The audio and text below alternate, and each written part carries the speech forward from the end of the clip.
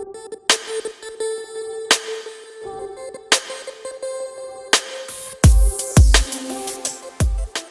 my dear students. So, welcome back once again to Basil's Physics Classroom. ഇന്ന് നമ്മൾ കുറച്ച് questions ആണ് discuss ചെയ്യാൻ പോകുന്നത് from electrostatics. So, let's start off with the first question. Okay. So, രണ്ട് charges ആണ് നമ്മുടെ കയ്യിലുള്ളത്. ഒരു ചാർജ് പ്ലസ് ക്യൂ, മറ്റേ ചാർജ് മൈനസ് ക്യൂ. ഇവർ തമ്മിലുള്ള ഡിസ്റ്റൻസ് എന്താ പറയുന്നത്? They are placed at a certain distance apart എന്നേ പറയുന്നുള്ളൂ അല്ലെ?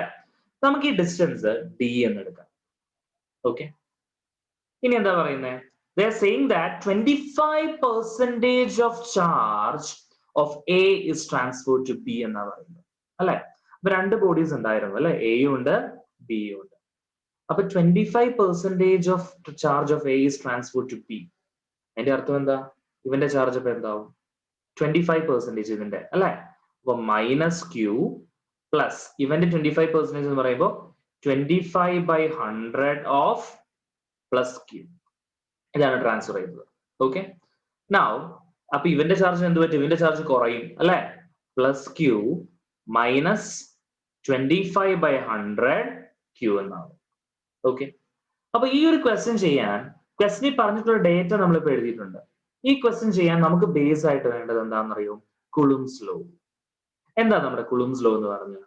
നമ്മുടെ coulomb's law F is equal to K Q1 Q2 by R square. There is a force between two charges Q1 and Q2 is given by K Q1 Q2 by R square. ഇവിടെ K എന്ന് പറഞ്ഞാൽ it is having a value of 1/4π(epsilon 0). Okay, നിങ്ങൾ പഠിച്ചിട്ടുണ്ട് epsilon 0 എന്ന് പറഞ്ഞാൽ permittivity of free space ആണ്. Okay, and the value നിങ്ങൾക്ക് അറിയാം 8.85 × 10⁻⁴ ഒക്കെ നിങ്ങൾക്ക് അറിയാം. I'm not going into that. Epsilon 0ന് പകരം സപ്പോസ് ഒരു മീഡിയം ഉണ്ടെന്ന് വിചാരിച്ചു. ഈ ക്വസ്റ്റനിൽ മീഡിയത്തിന്റെ കാര്യം ഒന്നും പറഞ്ഞിട്ടില്ല അല്ലെ? അപ്പൊ മീഡിയത്തിന്റെ കാര്യം ഒന്നും പറഞ്ഞില്ല എങ്കിൽ അവിടെ മീഡിയം ഇല്ല എന്ന് അങ്ങ് എടുത്താൽ മതി. ഓക്കെ, അപ്പൊ ഇവിടെ മീഡിയത്തിന്റെ കാര്യം ഒന്നും പറഞ്ഞിട്ടില്ല. പക്ഷെ മീഡിയം എങ്ങനെ ഉണ്ട് എന്ന് പറഞ്ഞു കഴിഞ്ഞാൽ, സേ ഫോർ എക്സാമ്പിൾ രണ്ട് ചാർജും വെള്ളത്തിനകത്ത് കൊണ്ട് വെച്ചു, രണ്ട് ചാർജും ഡിഫറെന്റ് ഗ്യാസസിനകത്ത് കൊണ്ട് വെച്ചു, രണ്ട് ചാർജും വേറെ എവിടെയെങ്കിലും ഗ്ലിസറിനകത്ത് കൊണ്ട് വെച്ചു. അപ്പൊ എവിടെയെങ്കിലും കൊണ്ടുവച്ചു എന്ന് പറഞ്ഞാൽ ആ മീഡിയത്തിന്റെ ഡൈഇലക്ട്രിക് അല്ലെങ്കിൽ ആ മീഡിയത്തിന്റെ പെർമിറ്റിവിറ്റി കൂടി നമ്മൾ എടുക്കണം. അപ്പൊ നമ്മൾ എന്ത് എഴുതുന്നറിയോ? എപ്സിലോൺ 0ന് പകരം നമ്മൾ എപ്സിലോൺ എന്ന് യൂസ് ചെയ്യും. And epsilon is equal to epsilon 0 into epsilon R ആണ്. Epsilon is equal to what? Epsilon 0 into epsilon R ആണ്. ഓക്കെ, ഈ എപ്സിലോൺ വിളിക്കുന്ന പേരെന്താ? Permittivity of the medium. Epsilon R എന്ന് പറഞ്ഞാൽ എന്താ? Relative permittivity. ഇടയ്ക്ക് നമ്മൾ അവനെ കെ ഡൈഇലക്ട്രിക് കോൺസ്റ്റന്റ് എന്നൊക്കെ എഴുതാറുണ്ട്, കെ എന്ന് എഴുതാം. അപ്പൊ റിലേറ്റീവ് പെർമിറ്റിവിറ്റി ആണത്. ഇത് പെർമിറ്റിവിറ്റി ഓഫ് ഫ്രീ സ്പേസ് ആണ്. എപ്സിലോൺ എന്താണ്? Permittivity of medium. Okay, now ഇതുപോലെ തന്നെ മാഗ്നറ്റിക് ഫീൽഡിൽ, അതായത് മൂവിങ് ചാർജസ് എന്ന ചാപ്റ്റർ പഠിക്കുമ്പോൾ നിങ്ങൾ പഠിക്കുന്നുണ്ട്. ആർക്കെങ്കിലും പറയാമോ എന്താ അവിടെ പഠിക്കുന്നതെന്ന്?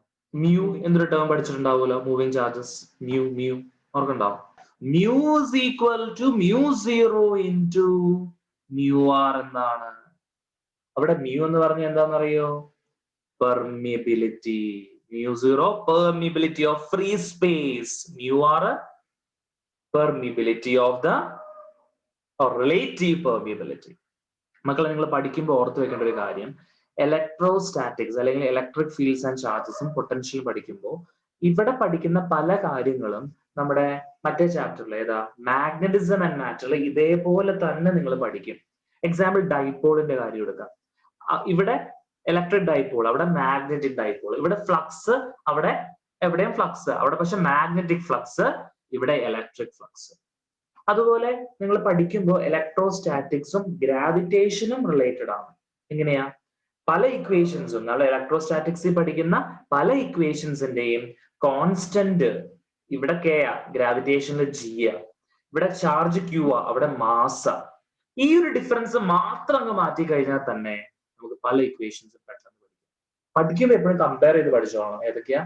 ഈ നമ്മുടെ ഇലക്ട്രോസ്റ്റാറ്റിക്സും അതുപോലെ ഗ്രാവിറ്റേഷനും കുറച്ച് ഇക്വേഷൻസിന്, അതുപോലെ ഇതും മാഗ്നറ്റിസവും കമ്പയർ ചെയ്ത് പഠിക്കണം. അപ്പൊ എളുപ്പത്തിൽ പഠിക്കാൻ പറ്റും കേട്ടോ.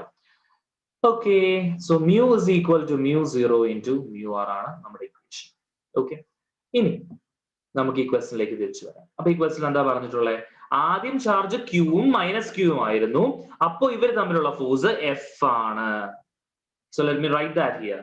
F is equal to K Q1 Q2 by R square ആണ് എന്ന് നമുക്കറിയാം അല്ലേ? അപ്പൊ ഇവിടെ എങ്ങനെ എഴുതും? How do you write this over here? ഒരു ചാർജ് പോസിറ്റീവ്, മറ്റേ ചാർജ് നെഗറ്റീവ്. അപ്പൊ നമ്മൾ എങ്ങനെ എഴുതും? F is equal to K Q മറ്റത് മൈനസ് ക്യൂ എന്നിട്ടേക്കാം ബൈ D square. ഓക്കെ, ഇനി എന്താ സംഭവിച്ചത്? എയിലെ 25% ചാർജ് എ ബിന് കൊടുത്തു. എന്റെ ചാർജ് എ ബിന് കൊടുക്കുമ്പോൾ എന്ത് പറ്റി? Minus Q plus 25/100 of Q എന്ന് വന്നു. ഇതൊന്ന് സിംപ്ലിഫൈ ചെയ്ത് പറയുമ്പോൾ എത്ര വരും? What is the total charge now? Can you tell me? 25 കൊടുത്തപ്പോ പ്ലസ് ചാർജാ കൊടുത്തേ മൈനസ് ക്യൂന് അല്ലേ? അപ്പൊ എന്ത് പറ്റി? ഇന്ന് ക്രോസ് മൾട്ടിപ്ലൈ ചെയ്യുമ്പോൾ നമുക്ക് കിട്ടും -100 + 25. That will be -75/100. So -75/100 QI. ഇവനെന്തായി? കുറഞ്ഞു അല്ലേ? ഇവന്റെ കുറഞ്ഞപ്പോ എന്നാ പറ്റി? What will happen? 100 - 25 ഇതെന്തായി? 75/100 QI. മനസ്സിലായോ? അപ്പൊ 75/100 Q, ഇത് -75/100 Q. മക്കളെ ഇനി നിങ്ങൾ പറഞ്ഞു what will be the force? Sir, first plus Q ചാർജിന്റെ അവിടെ 75/100 Q എന്ന് പറയുമ്പോൾ 3/4 times Q. Okay. Then negative ചാർജിന്റെ അവിടെയും 3/4 Q. Then I substituted in the equation of force. Then I got it as 9/16 times the force, initial force. Very good, that's it. അപ്പോ എങ്ങനെയാ ചെയ്തത് ഞാൻ ഒന്നുകൂടെ പറയാം. ഇവിടെ 75/100 Q ആണ്. ഇത് നമുക്ക് എന്താക്കാം? 3/4 Q എന്നാക്കാം.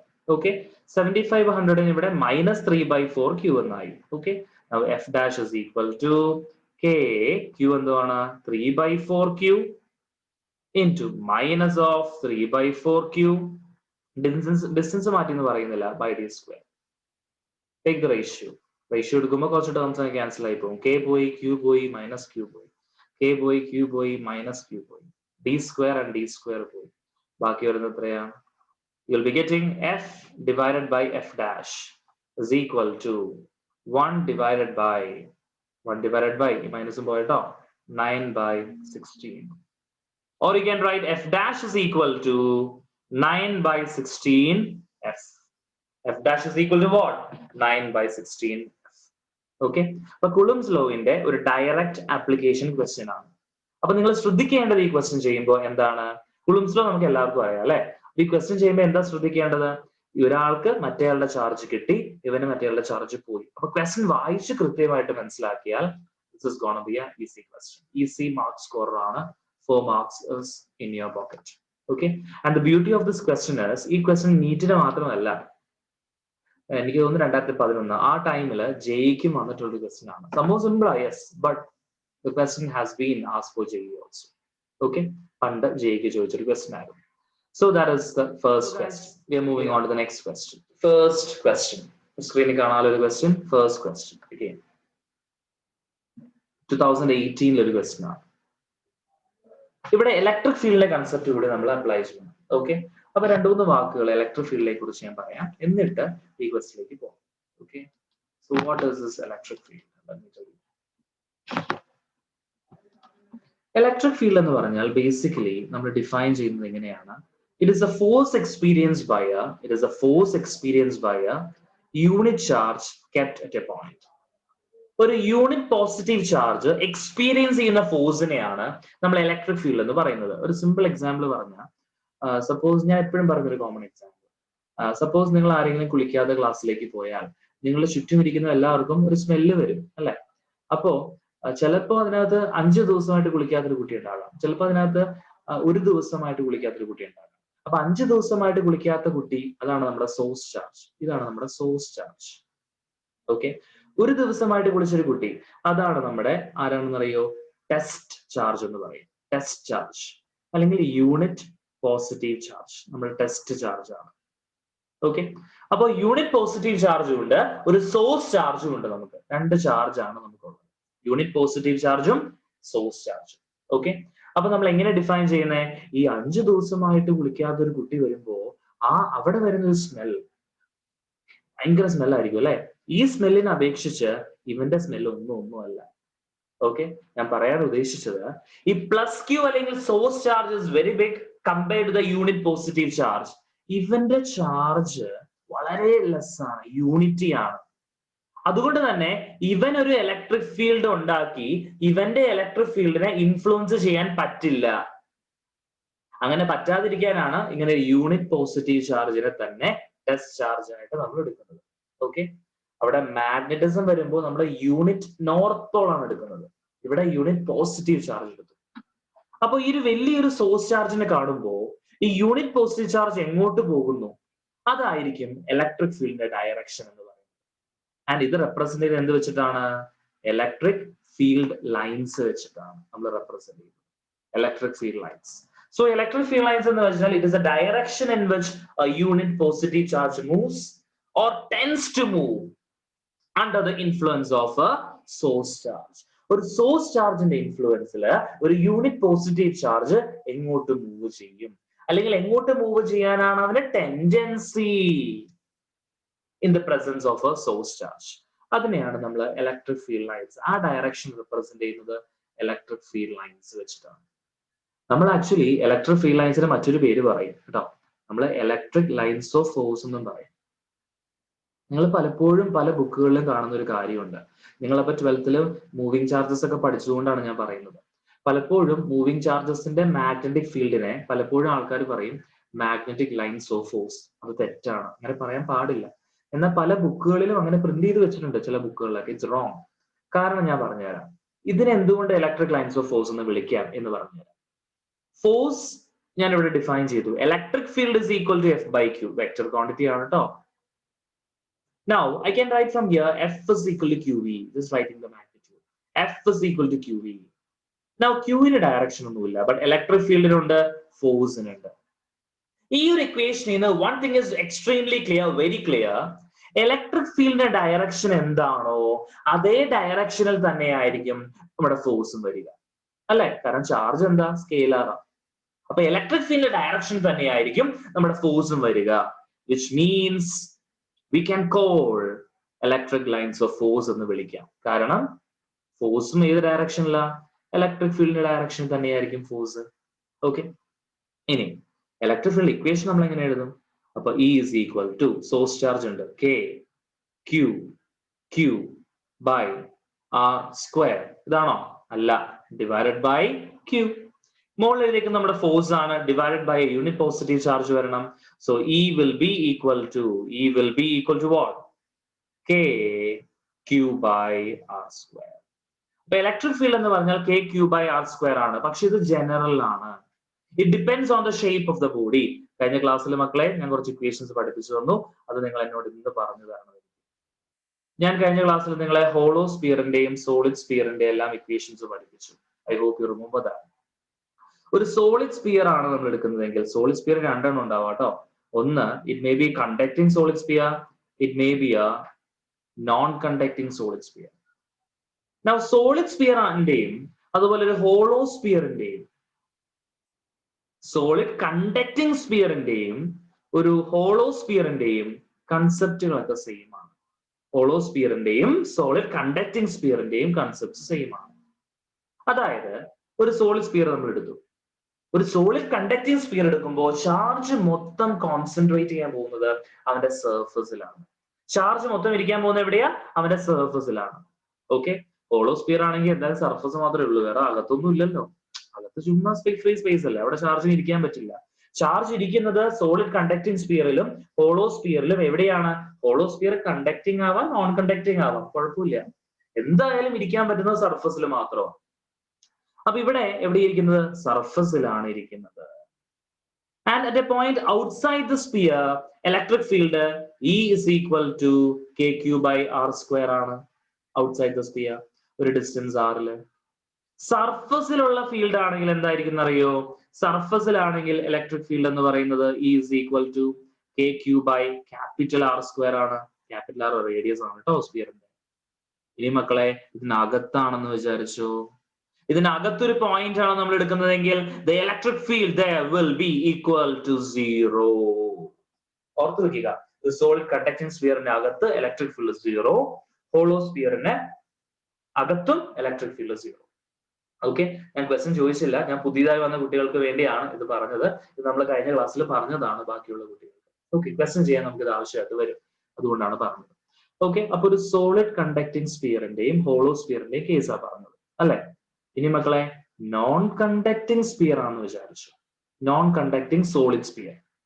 ഈ നോൺ കണ്ടക്ടിങ് സോളിഡ് സ്ഫിയർ ആണെങ്കിലും പുറത്തുള്ള ഫീൽഡും സർഫസിലുള്ള ഫീൽഡിനും ഒരു മാറ്റവും ഇല്ല. അകത്തെന്ന് പറയുമ്പോൾ for R less than capital R, എന്തോ സ്മോൾ ആർ ഡിസ്റ്റൻസിലാണ് നമ്മൾ ഫീൽഡ് നോക്കുന്നത്. അകത്തുള്ള ഒരു പോയിന്റ് ആണെങ്കിൽ field E will be equal to K Q R by R cube. This is equation. അപ്പൊ inside a non conducting solid sphere ചാർജസിനകത്തൊക്കെ ഇരിക്കാം നോൺ കണ്ടക്ടിങ് സോളിഡ് സ്ഫിയർ ആണെങ്കിൽ. അതുകൊണ്ട് തന്നെ എന്താണ് condition? Non conducting solid sphere എടുക്കുമ്പോൾ അതിനകത്ത് വരുന്ന ഫീൽഡ് 0 അല്ല, അകത്ത് വരുന്ന field K Q R by R cube ആണ്. Very very important expression. Okay, so ഇത്രയും കാര്യങ്ങൾ ഒരു ഇലക്ട്രിക് ഫീൽഡിനെ സംബന്ധിച്ച് ബേസ് ആയിട്ട് നമ്മൾ ഓർത്തിരിക്കണം. ഇത്രയും കാര്യങ്ങൾ ഓർത്ത് കഴിഞ്ഞാൽ നമുക്ക് ഒരുവിധം ചോദ്യങ്ങളൊക്കെ ചെയ്യാൻ പറ്റുന്നു. ഓക്കെ, അപ്പൊ നമുക്കിവിടെ ഈ ക്വസ്റ്റ്യൻ നമ്പർ 1 നമ്മൾ ചെയ്യാൻ പോകുമ്പോൾ it is actually A mixture of kinematics and electrostatics. ഒന്നാമത്തെ ചോദ്യം രണ്ടിന്റെ ഒരു മിക്സ്ചർ ആണ് കേട്ടോ. നല്ലൊരു ക്വസ്റ്റ്യൻ ആണ്, വീണ്ടും ജെയ്ക്കും അതുപോലെ നീറ്റിനും ചോദിച്ചിട്ടുള്ള ഒരു ചോദ്യമാണ്. ഓക്കെ, നമുക്ക് എങ്ങനെ ചെയ്യേണ്ടതെന്ന് നോക്കാം.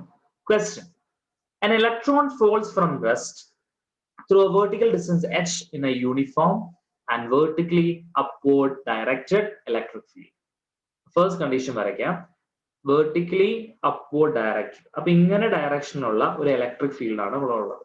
ഓക്കെ, അപ്പൊ ഇലക്ട്രിക് ഫീൽഡ് എന്ന് പറയുമ്പോൾ നിങ്ങൾ എപ്പോഴും ഓർക്കണം, ഇലക്ട്രിക് ഫീൽഡ് ലൈൻസ് എപ്പോഴും സ്റ്റാർട്ട് ചെയ്യുന്നത് ഒരു പോസിറ്റീവ് ചാർജിൽ നിന്നും എൻഡ് ചെയ്യുന്നത് ഒരു നെഗറ്റീവ് ചാർജിലും ആയിരിക്കും electric field lines. Okay, so അങ്ങനെ പറയുമ്പോൾ you have to understand that electric field lines always start from a positive charge and ends in a negative charge.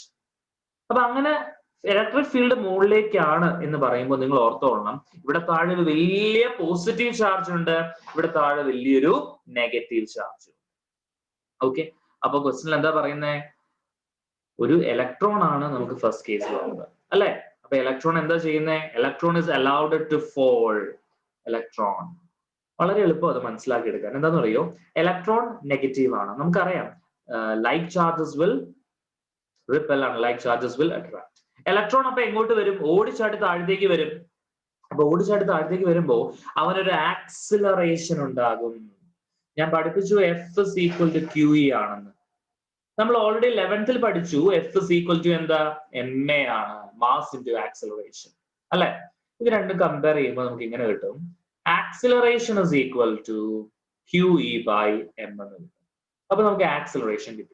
Okay, this electron is going to accelerate downward. Electron താഴത്തേക്ക് accelerate ചെയ്ത് ഓടി വരും നമ്മുടെ electrons. Okay, അപ്പൊ എന്താ അവിടെ സംഭവിക്കുക? It is gone to accelerate down. ഇപ്പൊ ഫസ്റ്റ് കേസിലാണെങ്കിലും സെക്കൻഡ് കേസിലാണെങ്കിലും നമുക്കൊരു ആക്സിലറേഷൻ കിട്ടി. രണ്ടാമത്തെ സിറ്റുവേഷൻ എന്താ പറ്റുന്നത്? രണ്ടാമത്തെ സിറ്റുവേഷനിൽ ഇവര് ഫീൽഡ് ഡയറക്ഷൻ റിവേഴ്സ് ചെയ്തു, അതായത് ഫീൽഡ് താണ്ടെ ഇങ്ങോട്ടാക്കി. ആൻഡ് രണ്ടാമത്തെ ഡയറക്ഷൻ എടുക്കുന്ന ആള് മാറി, പ്രോട്ടോണായി. പ്രോട്ടോണ രണ്ടാമത്തെ ഡയറക്ഷൻ കേസിൽ. രണ്ടാമത്തെ കേസിൽ എടുക്കുന്ന ആള് മാറി. രണ്ടാമത്തെ കേസിൽ ആരെ എടുക്കുന്നത്? പ്രോട്ടോണിനെയാണ്. നമുക്കറിയാം ഇലക്ട്രിക് ഫീൽഡ് എവിടെ നിന്ന് സ്റ്റാർട്ട് ചെയ്യും? പോസിറ്റീവ് ചാർജിൽ നിന്ന് സ്റ്റാർട്ട് ചെയ്ത് നെഗറ്റീവ് ചാർജിൽ എൻഡ് ചെയ്യും. ഈ വാക്യം വളരെ ഇമ്പോർട്ടന്റ് ആണ് കേട്ടോ. Electric field lines can never form closed loops. Electric field lines ഒരിക്കലും ക്ലോസ്ഡ് ലൂപ്പ് ഫോം ചെയ്യില്ല. രണ്ട് ഇലക്ട്രിക് ഫീൽഡ് ലൈൻസ് ഒരിക്കലും ഇന്റർസെക്റ്റും ചെയ്യില്ല. Okay, so electric field lines start from a positive, ends in a negative. They do not form closed loops. Magnetic field line aanegi they form closed loops. They can form closed loops. Magnetic field lines aanegi adana inde prathekada. Okay, appo ivide രണ്ടാമത്തെ കേസിൽ proton ആണ്. Proton എങ്ങോട്ട് attracted ആവും? വീണ്ടും താഴത്തോട്ട്. കാരണം താഴെ ഇപ്പൊ വന്നത് ആരാ? നെഗറ്റീവ് ആണ്. പ്രോട്ടോൺ താഴത്തേക്ക് വരും. ആക്സിലറേഷൻ ഒക്കെ സെയിം ആണ്. സെയിം എന്ന് പറയാൻ പറ്റില്ല, എക്സ്പ്രഷൻ സെയിം ആണ്. കാരണം ക്യൂ ഇ ബൈ എമ്മില് okay charge fine, keeping about the sign value same ആണ്, പക്ഷെ മാസ് ഡിഫറെന്റ് ആണ്. പിന്നെ നമ്മുടെ ക്വസ്റ്റ്യനിലേക്ക് തിരിച്ചു വരാം. ഈ രണ്ട് സിറ്റുവേഷൻസ് അവർ പറഞ്ഞിട്ടുണ്ട് ക്വസ്റ്റ്യനിൽ. ഇനി അവർ എന്താ ചോദിക്കുന്നത്?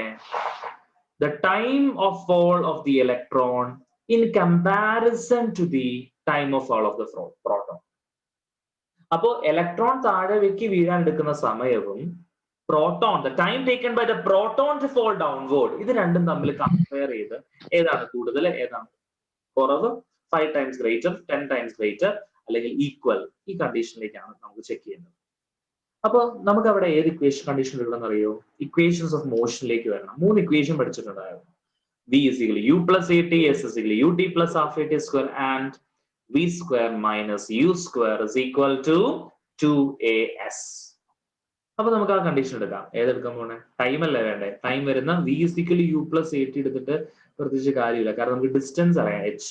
രണ്ടുപേരും ഡിസ്റ്റൻസ് സെയിം ആണ്. അപ്പൊ ഡിസ്റ്റൻസ് വരുന്ന റിലേഷൻ എടുക്കാം. S is equal to UT plus half AT square. മക്കളെ ഇവിടെ ഒരു കാര്യം, initially they are falling from rest എന്ന് പറഞ്ഞിട്ടുണ്ട്. ഫോളിംഗ് ഫ്രം റെസ്റ്റ് ആണെങ്കിൽ ഇനീഷ്യൽ വെലോസിറ്റി 0 ആണ്. സോ എസ് അല്ലെങ്കിൽ H is equal to half AT square. ഇനി ഇവിടെ 2 എന്ന് പറയുന്ന കോൺസ്റ്റന്റ്, H കോൺസ്റ്റന്റ് എന്തുകൊണ്ടാ? രണ്ട് കേസിൽ H തന്നെ. അപ്പൊ നമുക്ക് ഇത് ഇങ്ങനെ എഴുതാം പ്രൊപ്പോർഷണാലിറ്റിയിൽ. T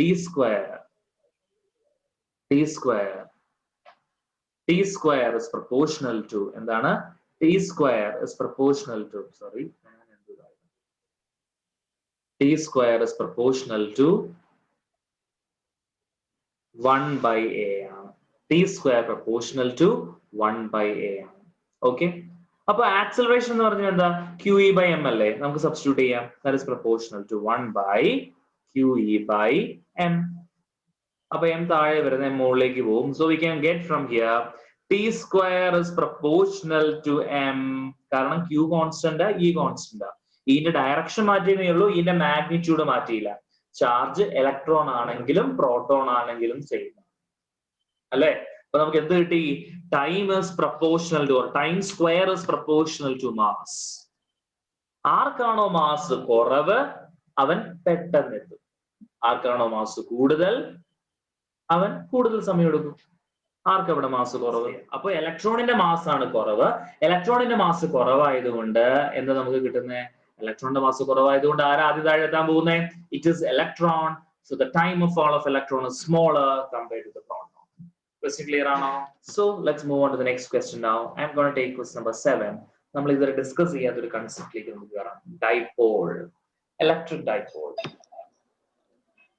Question number 7. Okay. An electric dipole is placed at an angle of 30 degrees.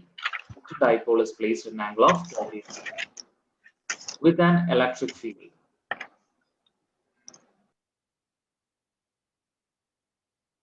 Intensity 2 into 10 raised to 5 Newton per coulomb. നിങ്ങളൊരു കാര്യം ശ്രദ്ധിക്കണം, ഈ ഇലക്ട്രിക് ഫീൽഡിനെ ഉണ്ടല്ലോ നമുക്ക് 3-4 പേര് പറഞ്ഞ് വിളിക്കാം.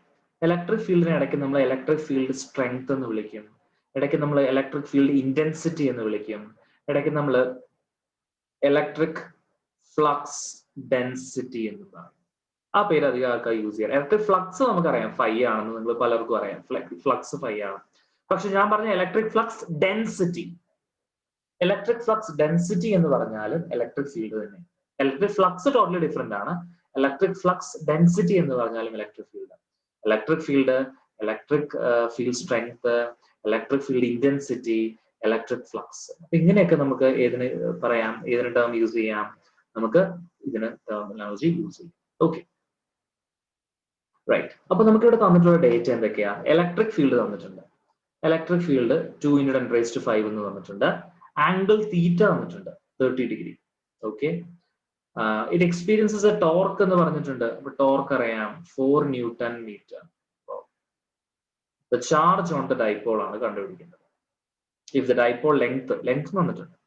ഇത് ആക്ച്വലി ഒരു ഡയറക്റ്റ് ക്വസ്റ്റ്യൻ ആണ്. പക്ഷെ ഡയറക്റ്റ് ക്വസ്റ്റ്യൻ ചെയ്യാൻ കുറച്ച് ഡേറ്റ നമുക്ക് അറിയാം. അപ്പൊ എന്താണ് ഈ ഇലക്ട്രിക് ഡൈപോൾ എന്ന് പറഞ്ഞാൽ? ഇലക്ട്രിക് ഡൈപോൾ ബേസിക് ഒരു സിമ്പിൾ ആയിട്ട് പറഞ്ഞാൽ 2 charges equal and opposite in nature separated by a distance. ഈ ഡിസ്റ്റൻസ് സാധാരണ നമ്മൾ 2a അല്ലെങ്കിൽ 2l എന്നൊക്കെ എടുക്കും. 2a എന്ന് എടുക്കാം അല്ലെങ്കിൽ 2l എന്ന് എടുക്കാം. 2a എന്ന് എടുക്കാൻ കാരണം നമുക്കത് സ്പ്ലിറ്റ് ചെയ്ത് ഹാഫ് ആക്കുമ്പോൾ ഈ പോർഷൻ എ എന്നും ഈ പോർഷൻ എ എന്നും എളുപ്പത്തിൽ എടുക്കാം. അതുകൊണ്ടാണ്, അതൊന്നുമല്ല. നമുക്ക് വേണമെങ്കിൽ ടോട്ടൽ ഡിസ്റ്റൻസ് എ എന്ന് എടുക്കാം. എന്നിട്ട് ഹാഫ് ആക്കുമ്പോൾ a/2 എടുക്കും. അപ്പൊ a/2 എന്ന് എടുക്കുന്നതിൽ എളുപ്പമല്ലേ, a and a എന്ന് എടുക്കുക. അതുകൊണ്ടാണ് നമ്മൾ ഇങ്ങനെ എഴുതുന്നത് കേട്ടോ. അപ്പോൾ ഇലക്ട്രിക് ഡൈപോൾ മൊമെന്റ് നമ്മൾ p വെച്ച് ഡിഫൈൻ ചെയ്യും. It's a vector quantity. വളരെ സിമ്പിൾ ആയിട്ടൊരു definition. It is a product of one of the charges into the distance between them. ഒരു charge and into the distance between them. അതാണ് electric dipole എന്ന് പറയുന്നത്. Electric dipole or electric dipole moment എന്നൊക്കെ പറയുന്നത്. Now ഈ electric dipole നമ്മളൊരു electric ഫീൽഡിൽ വെച്ച് കഴിഞ്ഞാൽ, if I M placing this electric dipole in N electric field, എന്ത് സംഭവിക്കും എന്ന് ജസ്റ്റ് ഒന്ന് നോക്കാം. അപ്പൊ ഞാൻ ഇലക്ട്രിക് ഡൈപോൾ എടുത്ത് ഇലക്ട്രിക് ഫീൽഡ് വെച്ചു. എന്നാ പറ്റാൻ പോകുന്നത്? What this gonna happen is, അപ്പൊ ഇലക്ട്രിക് ഫീൽഡ് എന്ന് പറയുമ്പോൾ ഞാൻ കുറച്ചു മുമ്പ് പറഞ്ഞു, ഒരു വലിയ പോസിറ്റീവ് ചാർജ് നിന്ന് തുടങ്ങി ഒരു വലിയ നെഗറ്റീവ് ചാർജിൽ എൻഡ് ചെയ്യുന്ന പറഞ്ഞു അല്ലെ, അതല്ലേ സാർ പറഞ്ഞു. അപ്പൊ ഇവിടെ നമ്മുടെ ഡൈപോൾ -q +q ആണല്ലോ ചാർജസ് അല്ലെ. അപ്പോ ഈ +q കാരന് ഒരു അട്രാക്ഷൻ വരും. എങ്ങോട്ടാ? ഈ -q കാരന്റെ അടുത്തേക്ക്, മൈനസിന്റെ അടുത്തേക്ക്. ഈ -q ഇങ്ങോട്ട് ഒരു അട്രാക്ഷൻ വരും. അപ്പൊ ഈ രണ്ട് ബ്രാഞ്ചസും I know that they are acting in opposite direction, പക്ഷേ they won't get cancelled out because their line of action is different. Okay, ഞാനൊരു ബോഡിയിൽ ഇങ്ങനെ ഫോഴ്സ് അപ്ലൈ ചെയ്തു, അവിടെ നിന്ന് ഇങ്ങനെ ഫോഴ്സ് അപ്ലൈ ചെയ്തു. അപ്പൊ ഇങ്ങനെ ഫോഴ്സ് അപ്ലൈ ചെയ്യുമ്പോൾ എന്ത് പറ്റും? ഈ സാധനം കിടന്നങ്ങ് കറങ്ങും. It starts rotating, it rotates in A dipole. അപ്പൊ ഇവിടെ എന്ത് വന്നു? The dipole rotates in A magnetic field. ഇതൊരു യൂണിഫോം മാഗ്നറ്റിക് ഫീൽഡ് ആണ് കേട്ടോ. യൂണിഫോം മാഗ്നറ്റിക് ഫീൽഡ് എന്ന് പറഞ്ഞതിന്റെ അർത്ഥം എന്താണെന്ന് അറിയോ? If it is A uniform magnetic field, the field lines will be equally spaced. Equally spaced ആണത്. ഒരു ഈക്വൽ സ്പേസിംഗ് ഉണ്ട്, ഈക്വലി സ്പേസ്ഡ് ആണ് ഫീൽഡ് ലൈൻസ്. അപ്പൊ നമുക്ക് അത് എന്ത് വിളിക്കാം? യൂണിഫോം ഇലക്ട്രിക് ഫീൽഡ് എന്ന് വിളിക്കാം. ഓക്കെ, നൗ ഇവിടെ ഈ ഡൈപോൾ ഇസ് റൊട്ടേറ്റിംഗ്. റൊട്ടേറ്റ് ചെയ്യുന്ന ഒരു ഒബ്ജക്റ്റ് വരുമ്പോൾ അവിടെ റൊട്ടേഷണൽ ഡൈനാമിക്സിലേക്ക് പോകണം. System of particles and rotational motion 11th പഠിച്ചത്. നിങ്ങൾ അവിടെ പഠിച്ചിട്ടുണ്ട്, ടോർക്ക് ഒക്കെ പഠിച്ചിട്ടുണ്ട് അല്ലെ. അപ്പൊ ഇവിടെയും ഡെറിവേഷൻ ഒക്കെ ഞാൻ പറഞ്ഞതുപോലെ റെക്കോർഡ് വീഡിയോസ് നിങ്ങൾക്ക് തരാം. അവിടെ ഡെറിവേഷൻ ഒക്കെ പറയുന്നില്ല. ടോർക്ക് നമുക്ക് ഇവിടെയും ഡിഫൈൻ ചെയ്യാം. ടോർക്ക് എന്ന് പറഞ്ഞാൽ എന്തുവാ? R ക്രോസ് F എന്നാണ് നിങ്ങൾ പഠിക്കുന്നത്. ഇറ്റ്സ് എ വെക്ടർ ക്വാണ്ടിറ്റി അല്ലെ. അപ്പൊ ഇവിടെ നമുക്ക് എങ്ങനെ എഴുതാന്നറിയോ? This is equal to R cross F, RF sine theta അല്ലെ. അപ്പൊ R F എന്ന് വെച്ചാൽ എന്തുവാ? QE ആണ്. F എന്ന് വെച്ചാൽ QE ആണ് അല്ലെ. RF RQE sine theta. അപ്പൊ torque is equal to RQE sine theta എന്ന് പറഞ്ഞു. നൗ R എന്ന് പറഞ്ഞാൽ നമ്മൾ അവിടെ കൺസിഡർ ചെയ്യേണ്ടത് ഒരു പെർപെൻഡിക്കുലർ ഡിസ്റ്റൻസ് ആണ് എടുക്കേണ്ടത്. ഓക്കെ, അപ്പൊ നമുക്ക് ഇങ്ങനെ എഴുതാം. R ക്രോസ് F എന്ന് പറയുമ്പോൾ R is actually the perpendicular distance. R is a perpendicular distance. ഇവിടെ ഡിസ്റ്റൻസ് എന്തുവാ? 2a ആണ് നമ്മുടെ ഡിസ്റ്റൻസ് അല്ലെ. അപ്പൊ ഇത് എഴുതി വരുമ്പോൾ നമുക്ക് ഇങ്ങനെ വരും, 2a പെർപെൻഡിക്കുലർ ഡിസ്റ്റൻസ് നമ്മൾ ഇങ്ങനെയൊക്കെ എടുക്കും കേട്ടോ. അപ്പൊ നമുക്കൊരു ആംഗിൾ തീറ്റയൊക്കെ നമ്മൾ എഴുതും. പെർപെൻഡിക്കുലർ ഡിസ്റ്റൻസ് നമ്മൾ 2a സൈൻ തീറ്റ എന്ന് എഴുതും. പെർപെൻഡിക്കുലർ ഡിസ്റ്റൻസ് F നമ്മുടെ QE ആണ്. Q into 2a എന്ന് പറഞ്ഞാൽ ഡൈപോൾ ആണ്. അപ്പൊ P ഈ സൈൻ തീറ്റ എന്ന് വരും. or torque is equal to P cross E. മക്കളെ, P cross E ആണ് നമ്മുടെ ടോർക്ക്. ഇതേ ഇക്വേഷൻ നിങ്ങൾ എവിടെ പഠിക്കുന്ന അറിയോ? മാഗ്നറ്റിസത്തിൽ പഠിക്കും. അപ്പൊ ഇക്വേഷൻ എന്നാ പറ്റും? അവിടെ equation torque is equal to M cross B എന്ന് വരും. മാഗ്നറ്റിസം നിങ്ങൾ പഠിച്ചിട്ടുണ്ടെങ്കിൽ, നിങ്ങൾ ഓൺലൈൻ ക്ലാസ്സിലൊക്കെ മാഗ്നറ്റിസം പഠിച്ചിട്ടുണ്ടെങ്കിൽ നിങ്ങൾ പഠിച്ചു കാണും. M ക്രോസ് B എന്നാണ്. അവിടെ magnetic dipole moment cross the magnetic field. Okay, അതാ പറഞ്ഞ റിലേറ്റഡ് ആണ്, സിമിലർ ആണെന്ന് സാറ് പറയാനുള്ള കാരണം അതാണ്. പല ഇക്വേഷൻസും കേട്ടോ. അപ്പൊ ടോർക്ക് കിട്ടിക്കഴിഞ്ഞാൽ നമുക്ക് എന്ത് കണ്ടുപിടിക്കാം? വർക്ക് ഡണ്ണും പൊട്ടൻഷ്യൽ എനർജി എല്ലാം കണ്ടുപിടിക്കാം. എങ്ങനെയാ? വർക്ക് ഡൺ കൂടി കാണിച്ചു തരാം. വർക്ക് ഡൺ എന്ന് പറഞ്ഞാൽ നമുക്കറിയാം, work done is equal to integral tau d theta ആണ്. അതെ, integral tau d theta. So θ1 to θ2 നമുക്ക് ലിമിറ്റ് ഇട്ട് കൊടുക്കാം. അങ്ങനെ ലിമിറ്റ് ഇട്ട് കൊടുക്കുമ്പോൾ നമുക്ക് എന്ത് കിട്ടുന്നറിയോ?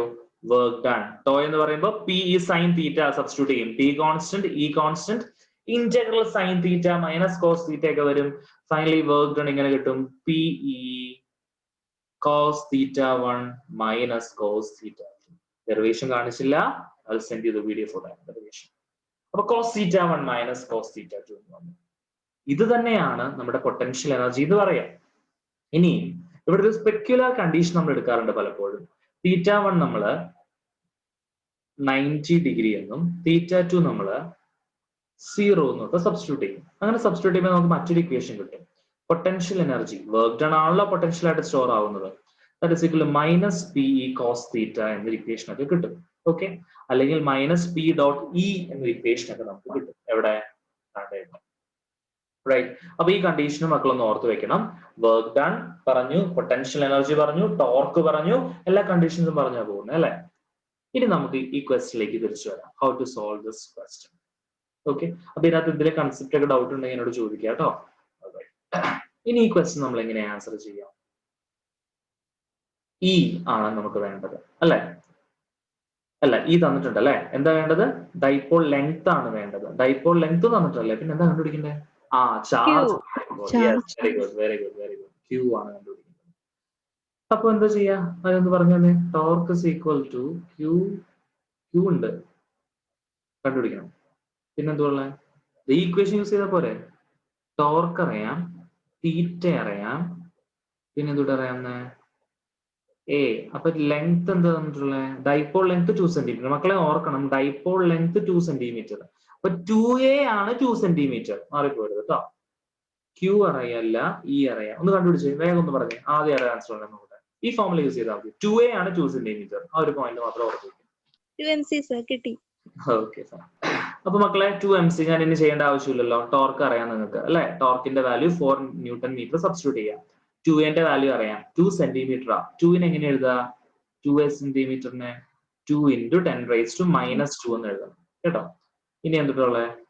തീറ്റ അറിയാം, സൈൻ 30 അറിയാലോ, 1/2 ആണ്. ക്യൂ അറിയത്തില്ല, ഇ തന്നിട്ടുണ്ട്. ചുമ്മാ സബ്സ്റ്റിറ്റ്യൂട്ട് ചെയ്താൽ മതി, വേറെ ഒന്നുമില്ല ചെയ്യാൻ. അപ്പൊ നമുക്ക് ആൻസർ 2mc, 2 മില്ലി കുളുംബ് എന്ന് കിട്ടും. Okay, shall we move to the next question? Clear അല്ലേ? ഡൗട്ട് ഉണ്ടോ ആർക്കെങ്കിലും മക്കളെ? ഇല്ല sir. Okay, let's move on to the next question. നമുക്ക് കപ്പാസിറ്ററിന്റെ ഒരു അടിപൊളി ക്വസ്റ്റ്യനിലേക്ക് പോകാം. കപ്പാസിറ്റർ 8th question നിങ്ങൾക്ക് കാണാം. A parallel plate capacitor of area A, plate separation D, and capacitance C is filled with 4 dielectric materials having dielectric constants K1, K2, K3, and K4 as shown in the figure. If a single dielectric material is to be used to have the same capacitance C in the capacitor, then its dielectric constant K is given by. Okay. അപ്പൊ ഇവിടെ area തന്നിട്ടുണ്ട് ഓരോരുത്തരുടെയും. A/3, A/3, A/2. ഇവിടുത്തെ A ആണ് തന്നിട്ടുണ്ട്. ഇങ്ങനെ ഒരു arrangement വന്നാൽ ഇത് ആക്ച്വലി ഒരു പാരലൽ പ്ലേറ്റ് കപ്പാസിറ്റർ ആയിരുന്നു, ഇപ്പോഴും ആണ്. ഇവൻ എന്താ ചെയ്തതെന്ന് വെച്ച് കഴിഞ്ഞാൽ, ഒരു പാരലൽ പ്ലേറ്റ് കപ്പാസിറ്ററിന്റെ കപ്പാസിറ്റൻസ് നിങ്ങൾക്ക് അറിയാം, ഞാൻ കഴിഞ്ഞ ക്ലാസ്സിൽ പറഞ്ഞിട്ടുണ്ട്. C is equal to ε0 A/D ആണ്. പാരലൽ പ്ലേറ്റ് കപ്പാസിറ്റർ ആണെങ്കിൽ എപ്സിലോൺ ഇല്ലാത്ത ഡയലക്ട്രിക് ഉള്ളപ്പോ C is equal to K അല്ലെങ്കിൽ ε0R എന്ന് പറയാം കേട്ടോ. ε0 A/D എന്നും ഉപയോഗിക്കാൻ. അപ്പൊ ഇവിടെ സീരീസ് ആൻഡ് പാരലൽ കോമ്പിനേഷൻ എങ്ങനെയാണ് ഇത് കണക്ട് ചെയ്യുന്നത് നമുക്കൊന്ന് കാണാം. Let's come back to the whiteboard.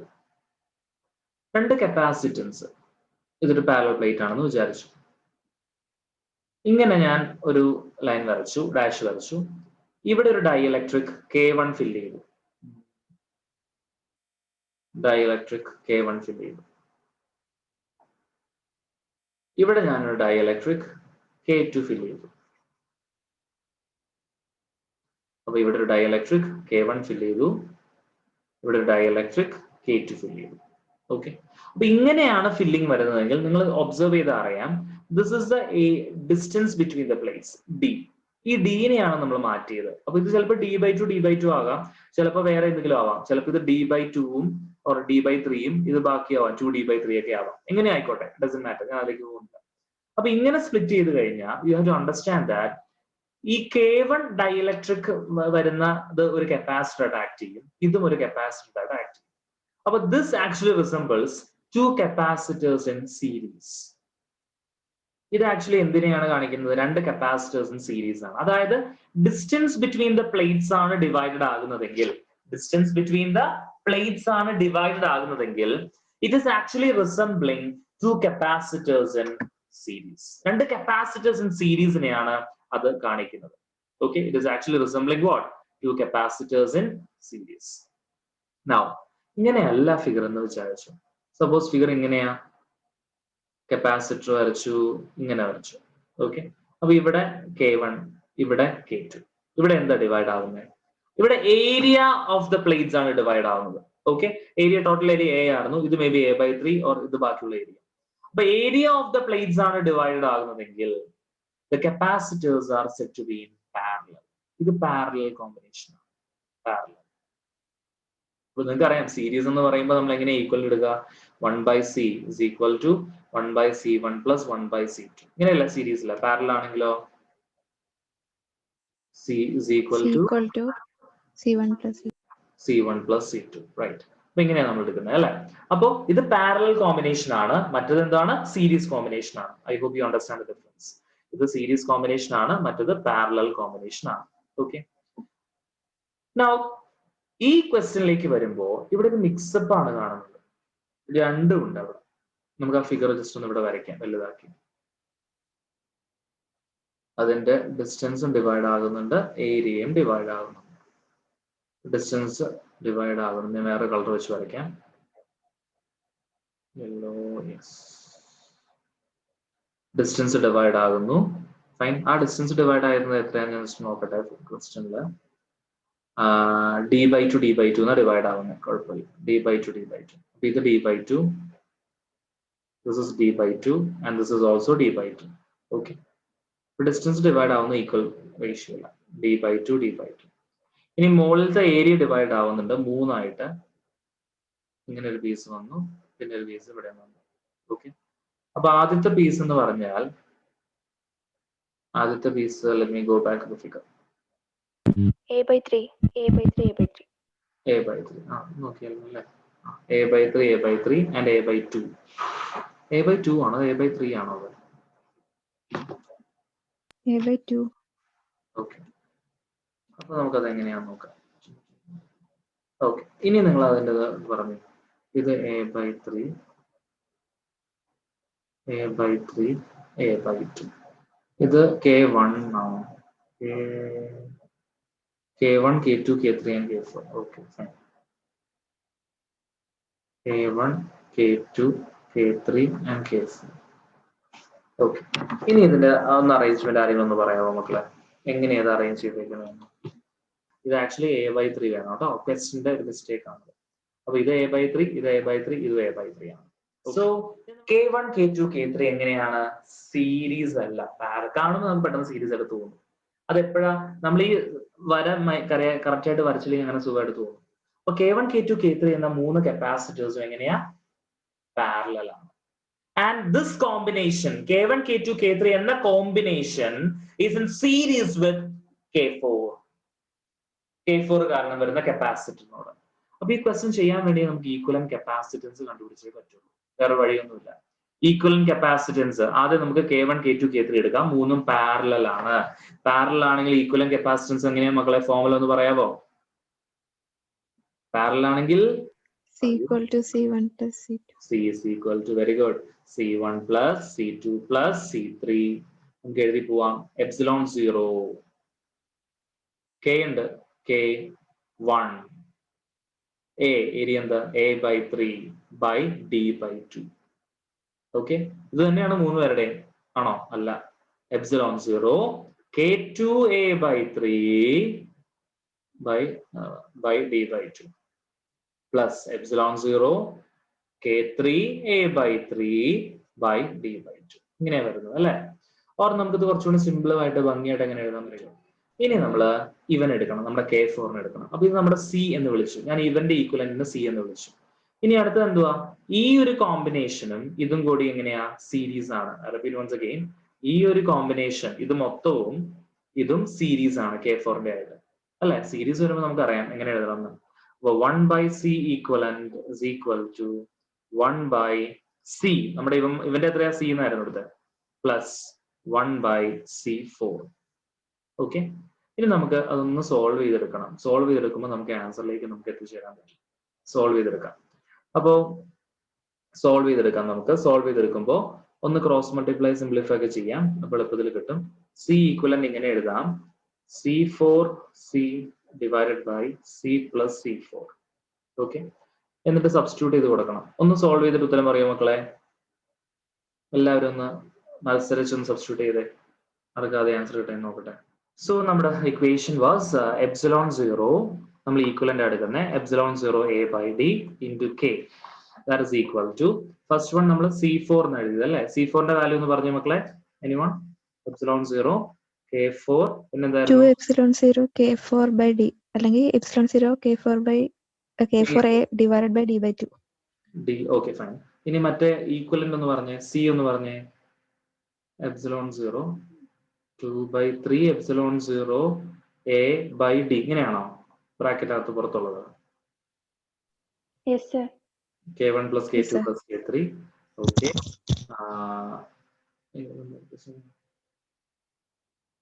Okay, and divided by plus ആണ് ചെയ്തത് അല്ലേ. അപ്പോൾ പ്ലസ് എന്ന് പറയുമ്പോൾ 2 epsilon 0 a k4 by d. ഇവിടെ എന്ത് വരും? പ്ലസ്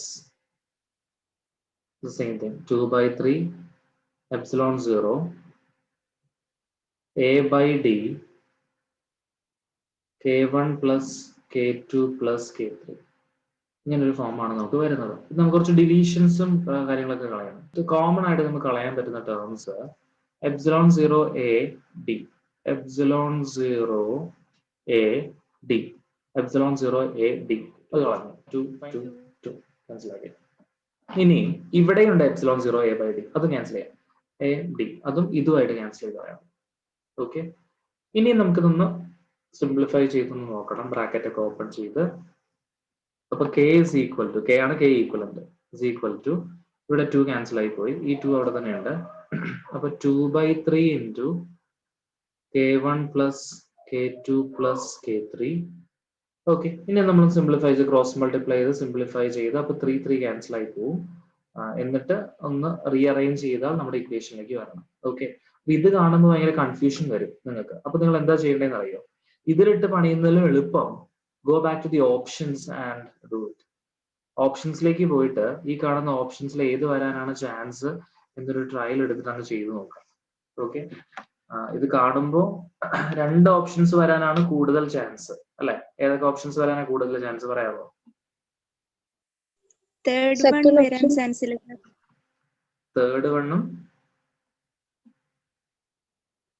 തേർഡ് വൺ അല്ലെങ്കിൽ ഫോർത്ത് വൺ വരാനാണ് കൂടുതൽ ചാൻസ് കാണുക ആ ഓപ്ഷൻസ് കണ്ടിട്ട് അല്ലെ? അപ്പൊ നിങ്ങൾ അതൊന്ന് ക്രോസ് മൾട്ടിപ്ലൈ ചെയ്ത് കഴിയുമ്പോൾ നിങ്ങൾക്ക് അതിന്റെ കറക്റ്റ് ആൻസർ കിട്ടും. അപ്പൊ ഒന്നല്ലെങ്കിൽ താണ്ടെ ഇത് വരണം അല്ലെങ്കിൽ ഡി വരണം. പക്ഷെ ഡി വരാനുള്ള ചാൻസ് കുറവാ. ഇത് കോംപ്ലിക്കേഷൻസ് തീരെ കുറവാ ഡിന്. അപ്പൊ ഏറ്റവും സാധ്യത ഏത് വരാനാണ്? ഓപ്ഷൻ സി വരാനാണ്. Okay, and my dear students, that is the right answer. So okay students, so till we meet again in next class, take care, bye bye.